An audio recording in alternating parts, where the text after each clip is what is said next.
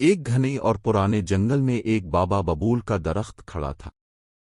صدیوں سے وہیں موجود وہ درخت نہایت عقلمند، بردبار اور سب جانوروں کا محبوب بزرگ تھا۔ جب بھی کسی جانور کو جھگڑا ہوتا یا کوئی مسئلہ پیش آتا تو وہ بابا ببول کے دربار میں انصاف لینے آتا۔ ایک دن جنگل میں ایک عجیب مسئلہ پیدا ہو گیا۔ بندر، ہاتھی، چیتا، خرگوش اور الو سب آپس میں بحث کر رہے تھے کہ جنگل کا سب سے اہم جانور کون ہے۔ بندر بولا، میں سب سے اہم ہوں کیونکہ میں سب کو ہنسانے والا ہوں۔ اگر میں نہ ہوں تو جنگل بور ہو جائے۔ ہاتھی نے سونڈ ہلا کر کہا، لیکن میری طاقت کے بغیر جنگل کا دفاع کون کرے گا؟ دشمنوں سے بچانا میرا کام ہے۔ چیتا غروا، میری رفتار سب کو بچاتی ہے۔ شکار بھی میں لاتا ہوں، مجھے بھول نہ جانا۔ خرگوش نے سر ہلا کر کہا، اور میں چھوٹا سہی مگر میرا دماغ تیز ہے۔ کئی بار میں نے تم سب کو مشکل سے نکالا ہے۔ الو اپنی چونچ صاف کرتے ہوئے بولا، بچوں، عقل مند تو میں ہوں۔ رات کی خاموشی میں سب پر نظر رکھتا ہوں، تم سب سو رہے ہوتے ہو۔ سب نے بابا ببول کے پاس جا کر فیصلہ کرنے کی التجا کی۔ بابا ببول نے ایک لمبی سانس لی، اپنی شاخیں ہلائیں اور بولا، تم سب اپنی جگہ قیمتی ہو، لیکن اگر تم میں سے کوئی ایک بھی جنگل سے غائب ہو جائے تو جنگل کا توازن بگڑ جائے گا۔ بندر ہنسی لاتا ہے، ہاتھی حفاظت کرتا ہے، چیتا خوراک لاتا ہے، خرگوش تدبیر دیتا ہے اور الو نگرانی کرتا ہے۔ تم سب ایک دوسرے کے بغیر ادھورے ہو۔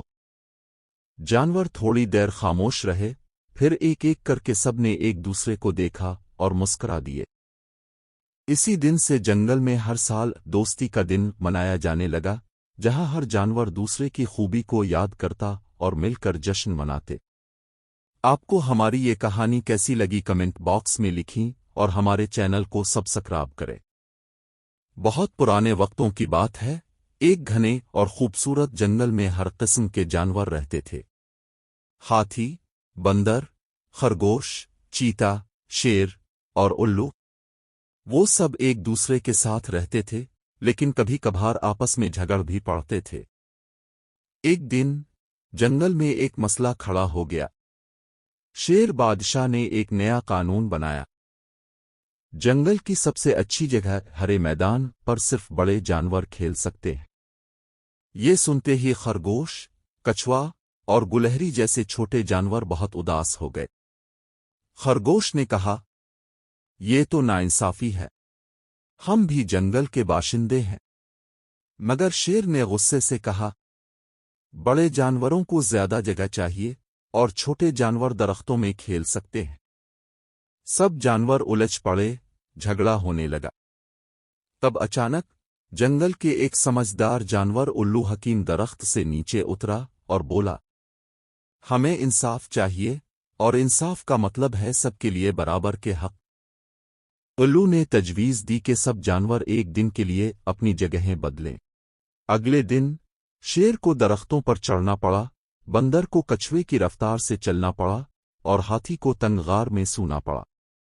وہ سب بہت تھک گئے۔ شیر نے کہا، مجھے اب سمجھ آیا کہ چھوٹے جانوروں کی دنیا کتنی مشکل ہے۔ اب شیر شرمندہ تھا۔ اس نے قانون بدل دیا، اب ہرا میدان سب کے لیے ہے، چاہے چھوٹا ہو یا بڑا۔ سب جانور خوش ہو گئے۔ جنگل میں خوشی کا ماحول واپس آ گیا۔ دیکھنے کے لیے شکریہ، میرے چینل کو سبسکرائب کریں تاکہ آنے والی تمام ویڈیو آپ کے پاس پہنچتی رہے۔